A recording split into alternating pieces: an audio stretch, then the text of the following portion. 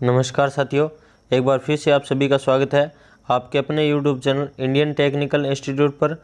और आज अपने जो है ITI फर्स्ट ईयर का जो 25 मार्च को एग्ज़ाम हुआ है उसके अंदर से जो हमें क्वेश्चन जो है व्हाट्सअप किए गए हैं जिन स्टूडेंट के द्वारा, उन क्वेश्चन को हम लोग जो है आज की इस वीडियो के अंदर सॉल्व करने वाले हैं कि आपके पेपर में जो है कौन कौन से क्वेश्चन रहे थे। तो ये वीडियो जो है अगर आपका पेपर हो चुका है तो भी इम्पोर्टेंट है, क्योंकि आप जो है अपने चेक कर लीजिए कि आपके कितने आंसर जो है सही बन रहे हैं। और अगर आपके पेपर नहीं हुए हैं तो भी आपके लिए इम्पोर्टेंट है, क्योंकि जो पेपर के अंदर क्वेश्चन है वो अगर आपने पीछे की वीडियो देखी है तो आपके पेपर में रिपीट हो रहे हैं बार बार। तो जो है ये वीडियो आपके लिए काफ़ी इम्पोर्टेंट हो सकती है, तो वीडियो जो है उसको अंत तक ज़रूर देखिएगा। और अगर चैनल पर आप पहली बार आए हैं तो चैनल को सब्सक्राइब कर लीजिए। तो चलिए दोस्तों शुरू करते हैं। तो आपसे पहले क्वेश्चन के अंदर पूछा गया है HRC फ्यूज़ हेतु फ्यूजिंग गुणांक क्या है, यानी कि HRC फ्यूज़ हेतु फ्यूजिंग फैक्टर का मान जो है वो आपसे पूछा गया है कि क्या होगा।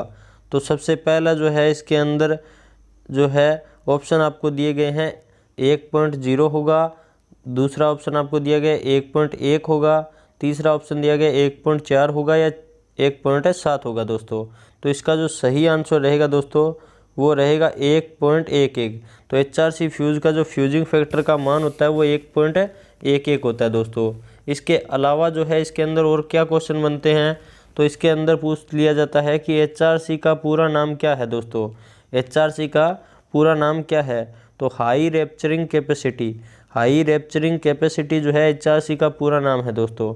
अब इसके अलावा जो है वो और क्या क्वेश्चन बनते हैं, तो इसकी जो है आपकी माप कहाँ से कहाँ तक होती है, तो ये है जो है आपके 30 एम्पियर से लेकर 1000 एम्पियर तक, 30 एम्पियर से लेकर 1000 एम्पियर तक की क्षमता के जो है HRC फ्यूज़ दोस्तों बनाए जाते हैं। अब इसके अंदर जो है इसके अलावा कौन से क्वेश्चन बनते हैं, तो इसके अलावा पूछ लिया जाता है कि इनका यूज़ कहाँ पर किया जाता है। तो HRC फ्यूज़ का जो यूज़ है वो आपका सब स्टेशन जो होते हैं उनके अंदर किया जाता है दोस्तों। तो इतने क्वेश्चन HRC फ्यूज़ से बनते हैं। देखते हैं नेक्स्ट क्वेश्चन अपने। तो नेक्स्ट क्वेश्चन के अंदर आपसे पूछा गया है 16 एम्पियर केबल की धारा क्षमता क्या है यदि यह अधिक अतिरिक्त धारा सुरक्षा द्वारा संरक्षित है। तो इसके अंदर आपको ऑप्शन दिए गए 11 एम्पियर, 13 एम्पियर, 15 एम्पियर या 18 एम्पियर। तो इसका जो राइट आंसर निकालने के लिए क्या करना होगा अपने को, तो अपने जो है पीछे की जो आपको मैंने वीडियोस प्रोवाइड करवाई हुई है उसके अंदर मैंने आपको बताया हुआ है कि अगर पूछ लिया जाता केबल की धारा क्षमता क्या है, यानी कि धारा क्षमता यानी कि रेटिंग कारक क्या है, तो रेटिंग अपनी धारा क्षमता कैसे निकालते हैं, तो 0.81 जो है वो धारा सुरक्षा कारक है। तो अपने यहाँ पर जो है इसकी रेटिंग कितनी दी गई है, तो 16 एम्पियर दी गई है। तो 16 एम्पियर केबल की रेटिंग निकालने के लिए जो है इसको मल्टीप्लाई करेंगे अगर 0.81 से, तो इसके बाद में इसका जो आंसर आएगा दोस्तों वो आएगा आपका 12.96 के करीब, 12.96 के करीब। यानी कि यहाँ पर इसका जो राइट आंसर बनता है वो क्या बनता है दोस्तों, वो बनता है बी ऑप्शन, यानी कि 13 एम्पियर। तो 13 एम्पियर जिन बच्चों ने किया है उनका यह क्वेश्चन जो है बिल्कुल सही रहा होगा दोस्तों। अब देखते हैं अपने नेक्स्ट क्वेश्चन। तो नेक्स्ट क्वेश्चन के अंदर आपसे पूछा गया माइक्रोवेव ओवन में मैग्नेट्रॉन ट्यूब का क्या कार्य है। माइक्रोवेव ओवन में मैग्नेट्रॉन ट्यूब का क्या कार्य है, तो ऑप्शन आपको दिए गए हैं माइक्रोवेव सिग्नल को बढ़ाता है, हर आधे घंटे में आधे चक्र में ध्रुवता बदलती है, दोलन और खाना पकाने की आवृत्ति का उत्पादन करता है, या माइक्रोवेव ऊर्जा को विद्युतीय ऊर्जा में परिवर्तित करता है दोस्तों। तो इसके अंदर जो इसका राइट आंसर रहेगा दोस्तों, राइट आंसर रहेगा आपका सी ऑप्शन, यानी कि जिन बच्चों ने यहाँ पर इसका जो आंसर है वो किया है दोलन और खाना पकाने की आवृत्ति बढ़ाने के लिए जो है इसका उपयोग जो है मैग्नेट्रॉन ट्यूब का माइक्रोवेव ओवन में किया जाता है दोस्तों। यानी कि सी ऑप्शन यहाँ पर इसका सही रहेगा दोस्तों। चलते हैं नेक्स्ट क्वेश्चन के अंदर। तो नेक्स्ट क्वेश्चन के अंदर आपसे पूछा गया है IE नियमों के अनुसार पावर उप परिपथ के लिए अधिकतम अनुमेय भार क्या है। यानी कि पावर सर्किट के लिए आपसे पूछा गया है कि जो है मैक्सिमम लोड कितना होना चाहिए, तो मैक्सिमम लोड होना चाहिए आपका 3000 वाट दोस्तों। मैक्सिमम लोड पावर सर्किट के लिए कितना होना चाहिए, 3000 वाट होना चाहिए। अब इसके अंदर अगर वो पूछ लेता कि लाइट एंड फैन सर्किट के लिए कितना होना चाहिए, तो लाइट एंड फैन सर्किट के लिए होना चाहिए दोस्तों 800 वाट। तो इसके अंदर जो है 2 क्वेश्चन आपके बनते हैं, तो ये दोनों क्वेश्चन आपके तैयार हो गए हैं। अब देखते हैं नेक्स्ट क्वेश्चन। तो नेक्स्ट क्वेश्चन के अंदर आपको एक डायग्राम दिख रहा है और पूछा गया है मीटर का क्या नाम है। मीटर का नाम क्या है ये आपसे पूछा है। ऑप्शन दिए गए हैं, एसी मल्टीरेंज एमीटर है, डीसी मल्टीरेंज वोल्टमीटर है, एसी और डीसी मल्टीरेंज एमीटर है, एसी डीसी मल्टीरेंज वोल्टमीटर है। तो ये आपको ऑप्शन दिए गए हैं। तो इसका जो राइट आंसर रहेगा दोस्तों वो रहेगा बी ऑप्शन। तो जिन बच्चों ने किया डीसी मल्टीरेंज वोल्टमीटर, डीसी मल्टीरेंज वोल्टमीटर, तो उनका ये क्वेश्चन जो है बिल्कुल सही रहा होगा दोस्तों। अब देखते हैं अपने नेक्स्ट क्वेश्चन। तो नेक्स्ट क्वेश्चन के अंदर आपको दिया गया है विद्युत मात्रा का सूत्र क्या है। विद्युत मात्रा का सूत्र क्या है ये आपसे पूछा गया, जिसमें आपको ऑप्शन दिए गए हैं धारा इंटू समय है, वोल्टेज इंटू धारा है, धारा इंटू प्रतिरोध है, वोल्टेज इंटू प्रतिरोध है। तो इसके अंदर जो आपका राइट आंसर रहेगा दोस्तों, राइट आंसर क्या रहेगा, धारा इंटू समय जो होता है वो आपका सही आंसर रहता है इसका, कि आपका जो है ए ऑप्शन जिन बच्चों ने किया है उनका ये आंसर बिल्कुल सही रहा होगा दोस्तों। अब देखते हैं अपने नेक्स्ट क्वेश्चन। तो नेक्स्ट क्वेश्चन के अंदर इस तार के जोड़ का क्या नाम है। आपको एक डायग्राम दिख रहा है और ये जोड़ जो है ये कौन सा जोड़ है, एरियल टेप जोड़ है, नोटेड टेप जोड़ है, ड्यूलेक्स क्रॉस टेप जोड़ है या डबल क्रॉस टेप जोड़ है। तो इनमें से ये जोड़ जो है आपका कौन सा जोड़ है ये आपको जो है बताना था। तो इसके अंदर इसका जो राइट आंसर रहेगा दोस्तों वो रहेगा बी ऑप्शन। जिन बच्चों ने किया है नोटेड टेप जोड़ उनका ये क्वेश्चन जो है बिल्कुल सही रहेगा दोस्तों। अब देखते हैं अपने नेक्स्ट क्वेश्चन। तो नेक्स्ट क्वेश्चन के अंदर पूछा गया है यदि पीड़ित को सिर में चोट लगी है और वह मर रहा हो तो उसके लिए स्वर्णिम घंटा कौन सा है, यानी कि गोल्डन हावर जो है आपका एक पीड़ित के लिए कौन सा रहेगा ये आपसे पूछा गया है, जिसमें आपको ऑप्शन दिए गए हैं पहले 15 मिनट, पहले 30 मिनट होंगे, पहले 45 मिनट होंगे या पहले 60 मिनट जो होंगे उसके लिए गोल्डन हावर होंगे। तो इसके अंदर इसका जो राइट आंसर होता है दोस्तों वो होता है 20 यानी कि 30 मिनट जो है, यानी कि ऑप्शन बी जो है वो इसका राइट आंसर रहेगा। जिन बच्चों ने बी ऑप्शन किया है उनका बी आंसर सही रहेगा। अब देखते हैं नेक्स्ट क्वेश्चन। तो नेक्स्ट क्वेश्चन के अंदर आपसे पूछा गया है ओम मीटर को अरेखीय क्रम में क्यों समायोजित किया जाता है। ओम मीटर को अरेखीय क्रम में क्यों समायोजित किया जाता है। ऑप्शन दिए गए हैं वोल्टेज प्रतिरोध के समानुपाती है, धारा प्रतिरोध के व्युत्क्रमानुपाती है, प्रतिरोध धारा के वर्ग के व्युत्क्रमानुपाती है, वोल्टेज धारा के वर्ग के समानुपाती है।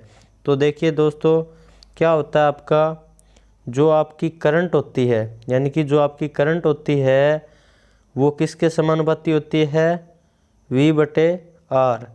करंट का जो सूत्र होता है वो क्या होता है, V/R, यानी कि करंट जो है वो आपकी वो प्रतिरोध के व्युत्क्रमानुपाती है। तो इसके अंदर इसका जो राइट आंसर दिया गया है कौन सा दिया गया है आपको, बी ऑप्शन। तो बी ऑप्शन जिन बच्चों ने यहाँ पर किया है, यानी कि धारा जो है वो प्रतिरोध के व्युत्क्रमानुपाती होती है, तो उनका ये जो आंसर बिल्कुल सही रहेगा दोस्तों। अब देखते हैं नेक्स्ट क्वेश्चन। तो नेक्स्ट क्वेश्चन के अंदर आपसे पूछा गया प्रतिरोधकता की इकाई क्या है, यानी कि प्रतिरोधकता की इकाई क्या है ये आपको बताना है, जिसके अंदर आपको ऑप्शन दिया गया है ओम सेमी होती है, ओम प्रति सेमी होती है, ओम प्रति सेमी स्क्वायर होती है, ओम मीटर होती है, या ओम प्रति मीटर होती है। तो इसकी जो राइट आंसर रहेगा दोस्तों वो होता है ओम मीटर, यानी कि आपका जो प्रतिरोधकता की इकाई होती है या विशिष्ट प्रतिरोध की जो इकाई होती है वो आपकी होती है ओम मीटर, या फिर जो है इसकी दूसरी इकाई अपने बोल सकते थे कि ओम सेमी जो है वो इसकी दूसरी इकाई होती है दोस्तों। लेकिन यहाँ पर आपको ऑप्शन में दिया गया है ओम मीटर, तो ओम मीटर जो है इसका आंसर है सही रहेगा। अब देखते हैं नेक्स्ट क्वेश्चन। तो नेक्स्ट क्वेश्चन के अंदर आपसे पूछा गया है कौन सी विद्युतीय राशि चालक में ऊष्मा उत्पन्न को प्रभावित करती है, यानी कि कौन सी विद्युतिक राशि जो है चालक में ऊष्मा उत्पन्न को प्रभावित करती है, वोल्टेज करती है, धारा का वर्ग करती है, प्रतिरोध का वर्ग करती है, या उससे प्रवाहित धारा करती है। तो इसके अंदर देखिए जो है आपकी ऊष्मा की बात हो रही है, तो ऊष्मा यानी कि हीट जो होती है उसका सूत्र क्या होता है हीट का, तो आपका I² RT जो है इसका फॉर्मूला होता है। I² RT इसके अंदर जो है हीट किसके ऊपर डिपेंड कर रही है, तो आपका करंट, प्रतिरोध और जो आपका जो है टाइम जो है उसके ऊपर डिपेंड कर रही है। तो हीट जो है वो धारा के वर्ग के ऊपर निर्भर कर रही है। तो इसके अंदर सही आंसर क्या रहेगा इसका, तो सही आंसर रहेगा दोस्तों बी ऑप्शन, यानी कि धारा के वर्ग जो है उसके जो ऊपर है आपका विद्युतीय राशि जो है उसमें चालक के अंदर उसमें उत्पन्न होने की जो कारक है वो आपका प्रभावित करता है। अब इसके बाद में देखते हैं नेक्स्ट क्वेश्चन। तो नेक्स्ट क्वेश्चन के अंदर आपसे पूछा गया है ताम्र चालक का विशिष्ट प्रतिरोध का मान क्या है, यानी कि आपका जो तांबे का जो चालक होता है उसका विशिष्ट प्रतिरोध का जो मान होता है वो किसके ऊपर डिपेंड करता है, ये आपसे पूछा गया है। जिसमें आपको ऑप्शन दिए गए हैं कि 1.72 ओम प्रति सेमी क्यूब होता है, या फिर 1.72 माइक्रो ओम होता है, या 1.72 माइक्रो ओम प्रति सेमी क्यूब होता है, या 1.72 माइक्रो ओम प्रति मीटर होता है। ये आपको ऑप्शन दिए गए हैं। तो जो राइट आंसर रहेगा दोस्तों वो रहेगा आपका सी आंसर, यानी कि 1.72 माइक्रो ओम प्रति सेमी क्यूब। तो इसका जो सही आंसर रहेगा सी ऑप्शन, जिन बच्चों ने किया उनका आंसर बिल्कुल सही रहा होगा दोस्तों। अब देखते हैं नेक्स्ट क्वेश्चन। तो नेक्स्ट क्वेश्चन के अंदर आपसे पूछा गया है चुंबकीय वाहक बल की इकाई क्या है। चुंबकीय वाहक बल की इकाई क्या है, एम्पियर प्रति मीटर स्क्वायर है, एम्पियर मीटर है, एम्पियर टर्न है, एम्पियर प्रति टर्न्स है। तो इसमें से जो इसका राइट आंसर रहेगा दोस्तों, राइट आंसर रहेगा एम्पियर टर्न, यानी कि आपका जो एमएमएफ है चुंबकीय वाहक बल है उसकी इकाई क्या है, एम्पियर टर्न है दोस्तों। एम्पियर टर्न जिन बच्चों ने किया उनका आंसर बिल्कुल सही रहा होगा दोस्तों। अब देखते हैं अपने नेक्स्ट क्वेश्चन। तो नेक्स्ट क्वेश्चन के अंदर आपसे पूछा गया है कि यदि संधारित्र में प्लेटों की दूरी कम हो जाती है, संधारित्र में प्लेटों की दूरी कम हो जाती है तो धारिता के मान में क्या परिवर्तन होगा।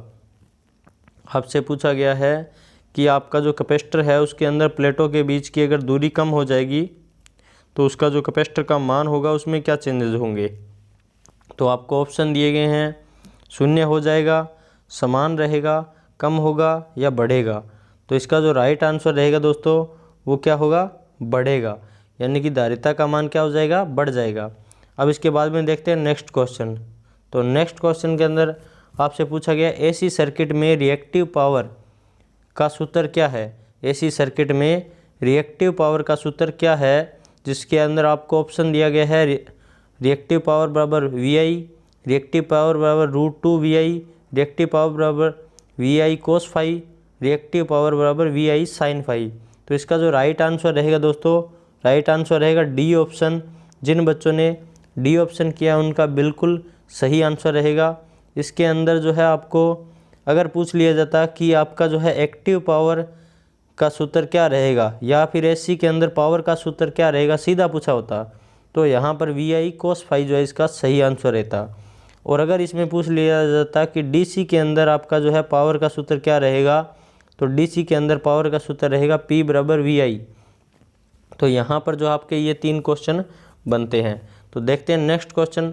तो नेक्स्ट क्वेश्चन के अंदर आपसे पूछा गया है किस एसी परिपथ में वोल्टेज और करंट के बीच का कला संबंध दिखाया गया है। यानी कि आपको जो डायग्राम दिख रहा है इस डायग्राम के अंदर जो है करंट और वोल्टेज के बीच का जो संबंध दिखाया गया है कौन से सर्किट का दिखाया गया है, शुद्ध प्रतिरोधी सर्किट का दिखाया गया है या प्रतिरोध और प्रेरक यानी कि आपको जो है प्रतिरोधी और इंडक्टिव परिपथ का दिखाया गया है, या फिर जो है आपको प्रतिरोधी और कैपेसिटिव परिपथ का दिखाया गया है। तो इनमें से कौन सा दिखाया गया है, तो इसमें क्या दिखा रखा आपको, वोल्टेज जो है वो आपको धारा से 90 डिग्री पीछे चलती हुई दिख रही है, या फिर अपने बोल सकते हैं धारा वोल्टेज से जो है 90 डिग्री आगे चल रही है। तो ये जो है इसके अंदर क्या है कि अगर आपकी जो वोल्टेज है वो अगर धारा से 90 डिग्री पीछे चल रही है तो वो आपका जो सर्किट होगा दोस्तों वो सर्किट आपका होगा प्रतिरोधी और इंडक्टिव परिपथ, प्रतिरोधी और इंडक्टिव परिपथ होगा। और अगर इसमें जो है धारा से वोल्टेज 90 डिग्री आगे चल रही होती तो इस कंडीशन के अंदर जो इसका परिपथ होता वो आपका कौन सा होता, प्रतिरोधी एवं धारितीय परिपथ यानी कि कैपेसिटिव परिपथ। या फिर अगर दोनों एक साथ चल रही होती, धारा और आपकी जो है वोल्टेज दोनों एक साथ चल रही होती, तो आपका शुद्ध प्रतिरोधी परिपथ होता। और शुद्ध प्रतिरोधी परिपथ होता तो इसका जो पावर फैक्टर होता शुद्ध प्रतिरोधी परिपथ का वो कितना होता, वो आपका इकाई होता। तो इसके बाद में देखते हैं नेक्स्ट क्वेश्चन। तो नेक्स्ट क्वेश्चन के अंदर आपसे पूछा गया शीट मेटल में तेज मोड़ों हेतु किस प्रकार का स्टैक उपयोग किया जाता है। आपको ऑप्शन दिए गए हैं वर्गाकार स्टैक, हेटेज stack, blow horn stack, bevel edge वर्गाकार स्टैक। तो इसका जो राइट आंसर रहेगा दोस्तों, राइट आंसर रहेगा आपका बी ऑप्शन, हेटेज स्टैक, हेटेज स्टैक। तो इसके अंदर जिन बच्चों ने हेटेज स्टैक किया है उनका आंसर बिल्कुल सही रहेगा। अब इसके बाद में देखते हैं नेक्स्ट क्वेश्चन। तो इसके अंदर पूछा गया है किस प्रकार की ठंडी छेनी का उपयोग किनारों पर पदार्थों को वर्गाकार करने हेतु किया जाता है। जाली छेनी का उपयोग किया जाता है, क्रॉस कट छेनी का, अर्धवर्ताकार छेनी का, हीरा पॉइंट छेनी का। तो इसमें जो इसका राइट आंसर रहेगा दोस्तों, राइट आंसर रहेगा डी ऑप्शन, हीरा पॉइंट छेनी का उपयोग जो है आपका वो ठंडी छेनी के उपयोग जो है किनारों का वर्गीकरण जो करने के लिए किया जाता है दोस्तों। अब देखते हैं नेक्स्ट क्वेश्चन। तो नेक्स्ट क्वेश्चन के अंदर एक डायग्राम दिख रहा है और पूछा गया है जस्ती शीट पाइट जोड़ में एक्स के रूप में चिन्हित थ्रेड का क्या नाम है। यानी कि आपको जो है एक्स के रूप में जो डायग्राम दिख रहा है उसके अंदर पूछा गया है कि एक्स जो आपको शो कर रहा है वो क्या शो कर रहा है। तो इसके अंदर जो आपको ऑप्शन दिए गए हैं दोस्तों कि ये जो जूट को शो कर रहा है, फुल फॉर्म थ्रेड को, तिरछी मेल थ्रेड को, या समांतर फीमेल थ्रेड को। तो ये जो है आपको शो कर रहा है वो आपका डी ऑप्शन यानी कि फीमेल समांतर थ्रेड जो है उसको शो कर रहा है दोस्तों। और अगर ये जो एरो आपको लगा हुआ यहाँ से दिख रहा है, ये अगर एरो लगा होता है यहाँ से, तो ये जो इसका आंसर हो जाता दोस्तों वो हो जाता आपका तिरछी मेल थ्रेड को। तो ये क्वेश्चन जो है ये आपके बनते थे इसमें। अब इसके बाद में देखते हैं नेक्स्ट क्वेश्चन। तो नेक्स्ट क्वेश्चन के अंदर आपसे पूछा गया है कि नियॉन लैंप में विद्युत धारा का प्रभाव क्या कहलाता है। यानी कि जो नियॉन लैंप है वो आपका विद्युत धारा के कौन से प्रभाव पे काम करता है, ये आपसे पूछा गया है। तो आपको ऑप्शन दिए गए हैं उष्मीय प्रभाव पे, चुंबकीय प्रभाव पे, रासायनिक प्रभाव पे, गैस आयनीकरण प्रभाव पे। तो आपका जो नियॉन लैंप होता है वो आपका गैस आयनीकरण प्रभाव पे काम करता है दोस्तों। अब इसके बाद में देखते हैं नेक्स्ट क्वेश्चन। तो नेक्स्ट क्वेश्चन के अंदर आपसे पूछा गया है जंक्शन बॉक्स में किस प्रकार के तारों के जोड़ पाए जाते हैं। एरियल टेप जोड़ पाए जाते हैं, सीधे टेप जोड़ पाए जाते हैं, रेड टेल जोड़ पाए जाते हैं, या फिर मेरिट जोड़ पाए जाते हैं। तो इसका जो राइट आंसर रहेगा दोस्तों, राइट आंसर रहेगा रेड टेल जोड़। रेड टेल जोड़ जो है वो आपके जंक्शन बॉक्स के अंदर पाए जाते हैं दोस्तों। देखते हैं नेक्स्ट क्वेश्चन। तो नेक्स्ट क्वेश्चन के अंदर आपको एक डायग्राम दिख रहा है और पूछा गया है इस औजार का क्या नाम है। ऑप्शन दिए गए हैं कटिंग प्लायर है, वायर स्टिपर है, क्रिम्पिंग टूल है, या फिर आपको दिया होता आगे कॉम्बिनेशन प्लायर है, वायर स्टिपर आपको दे रखा है। तो इसके अंदर जो है आपको सही आंसर रहेगा दोस्तों, ये डायग्राम जो आपका है क्रिम्पिंग टूल का है। यानी कि ये जो आपका डायग्राम दिख रहा है ये क्रिम्पिंग टूल का है दोस्तों। और क्रिम्पिंग टूल का यूज़ किस लिए किया जाता है आपका, तो क्रिम्पिंग टूल का आपका यूज़ किया जाता है लग लगाने के लिए। लग लगाने के लिए किस औजार का उपयोग किया जाता है, ये क्वेश्चन भी आपसे पूछा जा सकता है। तो क्रिम्पिंग टूल का यूज़ किया जाता है दोस्तों। अब देखते हैं नेक्स्ट क्वेश्चन। तो नेक्स्ट क्वेश्चन के अंदर आपसे पूछा गया यदि तीन प्रतिरोध R1, R2 और R3 समांतर परिपथ में जुड़े हों तो कुल प्रतिरोध का मान ज्ञात कीजिए। तो अगर तीन प्रतिरोध आपके जो है अगर समांतर क्रम में जुड़े हुए हैं तो उसके लिए आपको जो है कुल प्रतिरोध का मान बताना है कि कुल प्रतिरोध का मान क्या होगा। तो इसके अंदर इसका जो राइट आंसर रहेगा दोस्तों, राइट आंसर क्या रहेगा, डी ऑप्शन इसका जो है राइट आंसर रहेगा दोस्तों। अब देखते हैं अपने नेक्स्ट क्वेश्चन। तो नेक्स्ट क्वेश्चन के अंदर आपसे पूछा गया है उस दोष का नाम बताइए जिसके कारण द्वितीयक सेल में प्लेटें मुड़ जाती है। यानी कि जो आपके सेकेंडरी सेल होती है उनकी प्लेटें मुड़ जाती है, वो कौन सा दोष है। तो वो आपका बकलिंग दोष है, स्थानीय क्रिया है, आंशिक लघुपतन है, कठोर सल्फेशन है। तो मैंने आपको जो है जब इसी चैनल के ऊपर जब सेल चैप्टर करवाया था उस सेल चैप्टर के अंदर ये जो आपको है दोष चारों के चारों दोष मैंने करवाए हुए हैं, जिसमें बकलिंग दोष कौन सा होता है, स्थानीय क्रिया कौन सा होता है, आंशिक लघुपतन में क्या होता है, कठोर सल्फेशन में क्या होता है, और इनको दूर कैसे किया जा सकता है, ये सब जो है बातें वहाँ पे मैंने करवाई हुई है। अगर वो वीडियो आपने नहीं देखी है तो वो वीडियो भी देखें, क्योंकि जो फर्स्ट ईयर का सिलेबस है वो वहाँ पर आपका कंप्लीट करवाया गया है। अब इसके बाद में जो है इसके अंदर देखिए, जो है आपसे पूछा गया है दोष के अंदर आपकी प्लेटें मुड़ जाती है तो कौन सा दोष होता है। तो मैंने आपको बताया हुआ है कि बकलिंग जो दोष होता है, बकलिंग दोष में आपकी जो प्लेटें होती है वो फूल जाती है, प्लेटें फूल जाती है। प्लेटें फूलेगी तो इसका मतलब क्या, प्लेटें मुड़ रही हैं। और आंशिक लघुपतन में क्या होती है कि आपकी जो प्लेटें होती है वो थोड़ा थोड़ा आपकी जड़ती हुई नीचे तली के अंदर जमा हो जाती है आंशिक लघुपतन के अंदर। अब इसके बाद में देखते हैं हार्ड सल्फेशन में क्या होता है। तो हार्ड सल्फेशन में मैंने आपको बताया था कि बैटरी अगर लंबे टाइम से बंद पड़ी है, बैटरी अगर लंबे टाइम से बंद पड़ी है तो उसकी जो प्लेटें होती है वो आपकी कठोर हो जाती है, तो इसीलिए उसको बोला जाता है हार्ड सल्फेशन। ठीक है। तो इसके बाद में स्थानीय क्रिया क्या होती है। तो स्थानीय क्रिया आपके प्राथमिक सेलों के अंदर आपका ये दोष आता है, द्वितीयक सेलों का दोष ही नहीं है पहली बात तो।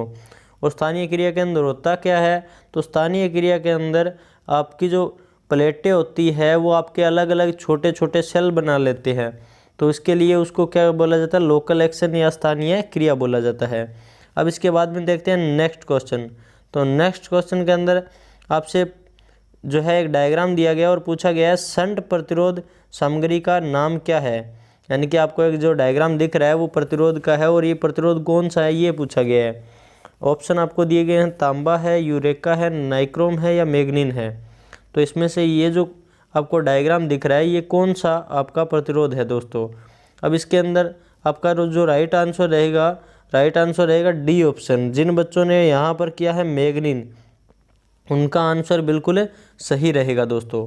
अब इसके बाद में देखते हैं नेक्स्ट क्वेश्चन। तो नेक्स्ट क्वेश्चन के अंदर यंत्र का नाम क्या है। आपको एक डायग्राम दिख रहा है और पूछा गया है ये जो यंत्र है ये कौन सा यंत्र है। तो ये आपका एब्सोल्यूट उपकरण है, संकेतक उपकरण है, रिकॉर्डिंग उपकरण है या एकीकृत उपकरण है। तो इसका जो राइट आंसर है दोस्तों, राइट आंसर है एब्सोल्यूट उपकरण। तो जिन बच्चों ने ए ऑप्शन यहाँ पर किया था उनका आंसर बिल्कुल सही रहेगा दोस्तों। अब इसके बाद में देखते हैं नेक्स्ट क्वेश्चन। तो नेक्स्ट क्वेश्चन के अंदर आपसे पूछा गया दो ट्रांसफार्मर के समांतर प्रचालन के लिए कौन सी स्थिति बिल्कुल आवश्यक है। दो ट्रांसफार्मर के समांतर प्रचालन के लिए कौन सी स्थिति आवश्यक है। भार की प्रकृति, शीतलन का प्रकार, कला अनुक्रम, इस्तेमाल, कुचालक की श्रेणी। यानी कि आपसे जो पूछा गया है उसके अंदर पूछा गया है कि आपको दो जो ट्रांसफार्मर है उनको समांतर में चलाना है और समांतर में चलाने के लिए जो ज़रूरी आवश्यकता रहेगी वो किसकी रहेगी। तो इसके अंदर जो आपकी फेज सीक्वेंस जो होते हैं, यानी कि आपके जो फेज सीक्वेंस है RYB जो फेज सीक्वेंस है वो आपके दोनों जो ट्रांसफार्मर होंगे उनके समान होने चाहिए। तो इसका मतलब क्या है कि इसका जो राइट आंसर रहेगा, और राइट आंसर क्या रहेगा दोस्तों, सी ऑप्शन। यानी कि फेज सीक्वेंस कला अनुक्रम जो है वो आपका बिल्कुल आवश्यक है ट्रांसफार्मर के समांतर प्रचालन के लिए दोस्तों। अब देखते हैं नेक्स्ट क्वेश्चन। तो नेक्स्ट क्वेश्चन के अंदर फैराडे के विद्युत अपघटन के प्रथम नियम का सूत्र क्या है। आपसे पूछा गया फैराडे के विद्युत अपघटन के प्रथम नियम का सूत्र क्या है। तो इसके अंदर आपको ऑप्शन दिए गए M बराबर Z बटे IT, M बराबर ZIT, M बराबर IT बटे Z, M बराबर ZT बटे I। तो इसका जो राइट आंसर है वो होता है विद्युत रासायनिक तुल्यांक का जो सूत्र होता है M बराबर ZIT। M बराबर ZIT जो है इसका सही आंसर रहेगा दोस्तों। इसके बाद में देखते हैं नेक्स्ट क्वेश्चन। तो नेक्स्ट क्वेश्चन के अंदर रिले का नाम क्या है। आपको एक डायग्राम दिख रहा है और पूछा गया है कि ये जो रिले है ये कौन सी रिले है। आवेग रिले है, ड्राई रीड रिले है, विद्युत चुंबकीय रिले है, पारा गीला संपर्क रिले है। तो इसका जो राइट आंसर है दोस्तों, राइट आंसर है ड्राई रीड रिले। यानी कि बी ऑप्शन जिन बच्चों ने इसके अंदर किया था उनका ये जो क्वेश्चन है वो बिल्कुल सही रहा होगा दोस्तों। अब इसके बाद में देखते हैं नेक्स्ट क्वेश्चन। तो नेक्स्ट क्वेश्चन के अंदर आपसे पूछा गया वायरिंग का ट्री सिस्टम किस स्थान पर सबसे उपयुक्त है, यानी कि आपकी जो ट्री प्रणाली जो है वो कहाँ पर यूज की जाती है, ये आपसे पूछा गया है। ऑप्शन दिए गए हैं गोदाम वायरिंग में, औद्योगिक वायरिंग में, घरेलू वायरिंग में, बहुमंजिला भवन में। तो इसका जो राइट आंसर रहेगा दोस्तों, राइट आंसर रहेगा डी ऑप्शन, बहुमंजिला भवन के अंदर आपकी जो वायरिंग का ट्री सिस्टम जो है वो सबसे उपयुक्त रहेगा दोस्तों। यहाँ पर ये उपयोग किया जाता है। इसके अलावा अगर आपके बात आ जाती, पेपर के अंदर पूछ लेता कि बस बार वायरिंग सबसे उपयुक्त कहाँ पर है, तो औद्योगिक जो क्षेत्र होंगे वहाँ पर आपकी जो मोटर वगैरह होती है उनको सप्लाई देने के लिए बस बार वायरिंग उपयोग की जाती है। अगर पेपर में पूछ लेता कि घरेलू वायरिंग किस प्रकार की वायरिंग होती है, तो घरेलू वायरिंग जो होती है आपकी वो समांतर के अंदर की जाती है दोस्तों। अब इसके बाद में देखते हैं नेक्स्ट क्वेश्चन। तो नेक्स्ट क्वेश्चन के अंदर आपसे पूछा गया है रिले का प्रकार क्या है। एक डायग्राम दिख रहा है और पूछा गया रिले का प्रकार क्या है। आवेग रिले है, ड्राई रीड रिले है, लेचिंग रिले है, विद्युत चुंबकीय रिले है दोस्तों। तो ये जो डायग्राम आपको दिख रहा है ये आपको इलेक्ट्रोमैग्नेटिक रिले का दिख रहा है, विद्युत चुंबकीय रिले का दिख रहा है। यानी कि जिन बच्चों ने यहाँ पर इसका जो आंसर है डी ऑप्शन किया दोस्तों, उनका आंसर बिल्कुल सही रहा होगा दोस्तों ये। इसके बाद में देखते हैं नेक्स्ट क्वेश्चन। तो नेक्स्ट क्वेश्चन के अंदर आपसे पूछा गया है BIS के अनुसार कठोर कंड्यूट पर थ्रेड की लंबाई क्या है। यानी कि आपके जो है क्वेश्चन में पूछा गया है कि कठोर कंड्यूट पर थ्रेड की लंबाई क्या है। ऑप्शन दिए गए 9 mm से 20 mm, 11 mm से 27 mm, 13 mm से 25 mm या 15 mm से 30 mm। तो इसका जो राइट आंसर रहेगा दोस्तों, राइट आंसर रहेगा बी ऑप्शन। जिन बच्चों ने यहाँ पर किया 11 mm से 27 mm, उनका आंसर बिल्कुल सही रहा होगा दोस्तों। अब देखते हैं नेक्स्ट क्वेश्चन। तो नेक्स्ट क्वेश्चन के अंदर आपको डायग्राम दिख रहा है और डायग्राम के अंदर पूछा गया है पृथ्वी प्रतिरोध माप की कौन सी विधि जो है यहाँ पर आपके डायग्राम में दिखाई गई है। तो आपको ऑप्शन दिए गए हैं करंट का कम होना, या फिर विभव का पतन होना, या धारा विभाजन, या विभव विभाजन। तो इनमें से जो है ये आपको डायग्राम जो दिख रहा है ये कौन सी विधि का डायग्राम है। तो यहाँ पर ये जो डायग्राम है ये विभव का पतन विधि का डायग्राम है दोस्तों। अब इसके अंदर जिन बच्चों ने बी ऑप्शन किया था उनका ये जो क्वेश्चन है वो बिल्कुल सही रहा होगा दोस्तों। अब देखते हैं नेक्स्ट क्वेश्चन। तो नेक्स्ट क्वेश्चन के अंदर लैंप का नाम क्या है। आपको एक लैंप दिख रहा है और पूछा गया लैंप का नाम क्या है। तो ऑप्शन दिए गए हैं MAT प्रकार का MV लैंप है, HP धातु हेलोइड लैंप है, MB प्रकार का HP MV दीपक है यानी कि लैंप है, या MA प्रकार का HP MV लैंप है दोस्तों। तो ये आपको ऑप्शन दिए गए हैं। तो जिन बच्चों ने यहाँ पर इसका जो आंसर है डी ऑप्शन किया है MA प्रकार का HP MV लैंप, तो उनका ये जो क्वेश्चन है बिल्कुल सही रहा होगा दोस्तों। अब देखते हैं नेक्स्ट क्वेश्चन। तो नेक्स्ट क्वेश्चन के अंदर आपसे पूछा गया है किस परिपथ भंजक का उपयोग 100 एम्पियर धारा रेटिंग से ऊपर किया जाता है। यानी कि आपका कौन सा सर्किट ब्रेकर है उसका उपयोग 100 एम्पियर की करंट रेटिंग से ऊपर किया जाता है दोस्तों। मिनिएचर सर्किट ब्रेकर का, अर्थ लीकेज सर्किट ब्रेकर का, मोल्डेड के सर्किट ब्रेकर का, या अवशेष धारा सर्किट ब्रेकर का, यानी कि रेजिडुअल करंट सर्किट ब्रेकर का। तो यहाँ पर जो है इसका सही आंसर रहेगा दोस्तों, सही आंसर रहेगा moulded case circuit breaker. Moulded case circuit breaker का जो उपयोग है वो आपका 100 एम्पियर से ऊपर की धारा के लिए किया जाएगा। इसके अंदर अगर वो पूछ लेता मिनिएचर सर्किट ब्रेकर का कहाँ तक किया जाता है, तो मिनिएचर सर्किट ब्रेकर का आपका जो है 60 एम्पियर की रेटिंग तक, 60 एम्पियर की रेटिंग तक जो है आपका मिनिएचर सर्किट ब्रेकर जो है उसका उपयोग किया जाता है दोस्तों। इसके अंदर जो है एक और क्वेश्चन वो क्या बनता है, तो मिनिएचर सर्किट ब्रेकर MCB का सुधरा हुआ रूप क्या है। तो MCCB है, मोल्डेड केस सर्किट ब्रेकर है दोस्तों। इसके अलावा ELCB जो है, ELCB का पूरा नाम तो अर्थ लीकेज सर्किट ब्रेकर है, और ELCB का सुधरा हुआ रूप क्या है, RCCB है दोस्तों। तो इतने क्वेश्चन यहाँ पर इसमें से बनते हैं। तो उम्मीद करता हूँ ये वीडियो आपके लिए काफ़ी नॉलेजेबल रही होगी और आपको अच्छी लगी होगी। तो अगर आपको अच्छी लगी है तो अपने दोस्तों के साथ में इस वीडियो को शेयर ज़रूर कीजिए, और आपके पेपर में भी जो प्रश्न आ रहे हैं उन प्रश्न को नीचे जो आपको व्हाट्सएप नंबर दिया जा रहा है उस व्हाट्सअप नंबर के ऊपर स्क्रीनशॉट लेके और मार्क करके हमें ज़रूर भेजें, ताकि उनका यूज़ करके हम आगे वीडियो लेके आ सकें, ताकि आपको जैसे हेल्प हो रही है वैसे ही आपके जो फ्रेंड सर्किल के अंदर जो आपके बच्चे हैं उनको भी हेल्प होती रहे। और चैनल जो है उसके ऊपर अगर आप पहली बार आए हैं तो चैनल को सब्सक्राइब कर लीजिए, और वीडियो अगर आपको अच्छी लगी है तो लाइक और कमेंट ज़रूर कीजिए दोस्तों। और सब्सक्राइब करने के साथ साथ में जो आपको बेल आइकन दिया गया है नीचे, उसी बेल आइकन को प्रेस कर दीजिए, ताकि आगे आने वाली जो वीडियोज़ रहेगी उनके नोटिफिकेशन आपको मिलते रहेंगे। तो मिलते हैं आपसे किसी और वीडियो में, तब तक के लिए दोस्तों जय हिंद जय भारत।